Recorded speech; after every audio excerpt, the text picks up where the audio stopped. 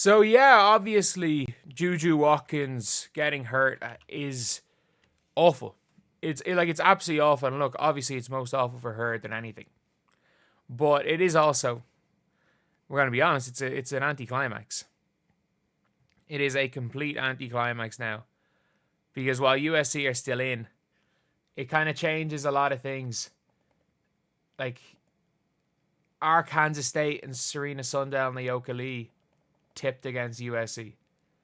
And like I thought even with Juju that was going to be a tough game. But what's going to happen now? Like we're not going to see the matchup everyone wanted to see. Everyone was waiting to see it with these matchups. The Page versus Juju game. And by the way, like I thought yesterday after I watched, as great as UConn were, UConn might just steamroll everybody. Honestly, UConn might just steamroll everyone to the Final Four. And like again, they just steamrolled another team. They might steamroll Oklahoma. As good as Oklahoma are, USC might just steamroll them. And then you've got obviously like South Carolina, Maryland, Duke, North Carolina. Like these games, South Carolina, I would assume will beat Maryland. There's no way Maryland can come back from that whatever double OT game. It's a couple of days rest, I guess, till Friday that they get. But still a few days rest. It's going to be a tough one.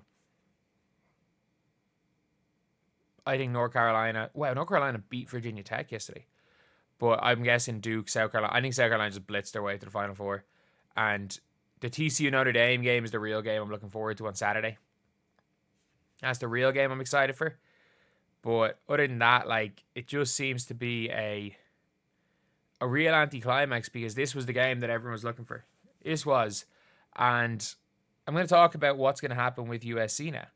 Because they still give, even without Juju Watkins, they give them a 72% chance of winning. Because I got to give credit.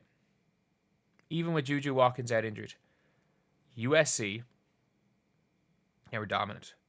They were absolutely dominant. Mississippi State beat a decent number 8 seed, didn't they? Cal, great. But Kiki Iriafen, like she is now playing her way back into those top draft boards. Honestly, she's playing her way back, and as great as Juju is, this team is not Juju and the crew. This is a legit basketball team. Like, this is a legit team. Their defense is unbelievable. Yes, obviously their defense is improved by Juju. But, like, even the perimeter defense of a Kiki, their defense of everybody, Rhea Marshall, Manning on the inside. Like, they're not going to win or anything. But could they still beat Kansas State? Like, if Kiki Iriafen is doing what she did yesterday. If Kiki Iriafen is doing this, she might, if she does this the rest of the tournament, and they don't even need to make the Final Four. If they make the Elite Eight, and she goes out there and hoops. She goes out there and absolutely hoops against against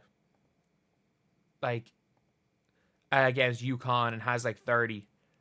Like, again, we're looking probably at a player that could get herself back into those top 2 conversations. Like, she can. That is the level that she can be at when she's at her best. And maybe it was just one of those situations where she just didn't fit with Juju. And she is a center on offense and she is a small forward on defense. So with that being said, like, Cam Brink was the perfect player to play beside her. And she's not going to fall to the Sparks. So, like, the worst thing is, though, is that the only 2 teams I think she would really suit are, like, the Sparks and the Lynx, maybe. I think she'd be unbelievable for the Sparks, playing with Cam Brink again. Like, really good ceiling here. Again, Mississippi State are doing maybe the worst job I've ever seen of guarding anyone. It's a good pass. Like, this is just the worst job of post defense I think I've ever seen in basketball. And Kiki Iriafen burns off the dribble. Like, she has that athleticism. And to be fair, without Juju there, this is as much as I've seen her play and be driving the ball in. A lot of the time, Kiki Iriafen is kind of playing post-ups and trying to shoot through people. Good screen, good roll. He's the best I've seen her look since she was at Stanford. Like, just in how she's scoring. Good stand. Was that given as a block? She's a horrific shot blocker, in fairness. But, like, you forget, this is, by the way, unlike any team other than UConn, of the top teams in the nation, as much as, again, as Stephen A. Smith wanted to call them Juju and the crew, as much as he said this isn't a USC team, this is Juju and the crew, they have no one else. As much as he has said that, this USC team is the only team outside of UConn. And UConn, I don't think, are capable without Paige. And they're capable of doing this. I'll give UConn that UConn could win a couple of rounds without Paige Beckers. But they're the only one of those top teams. Like, if UCLA lose Lauren Betts, they mightn't win a game. If South Carolina are an interesting team, they don't have a star. They could lose anyone. But they could lose anyone and won't make any difference. Like, they lost Ashton Watkins, one of their best players, and no one seemed to care. But yeah, it's just a mad situation. However, like, I'm not counting USC out. I'm not even counting them out against UConn. Like, they are that good a team on defense. And if Kiki can just... Obviously, she's not going to drop 36 points at every game. But if Kiki goes and averages 30... Like, if Kiki goes and puts up 30 in their next game, they're winning. If she puts up 30 against UConn, they got a shot. Like, she's that level of player. And USC, they still have a shot. But as far as, like, hype and stuff, it is just an anticlimax. It's just a complete anticlimax, and it's just not good for basketball.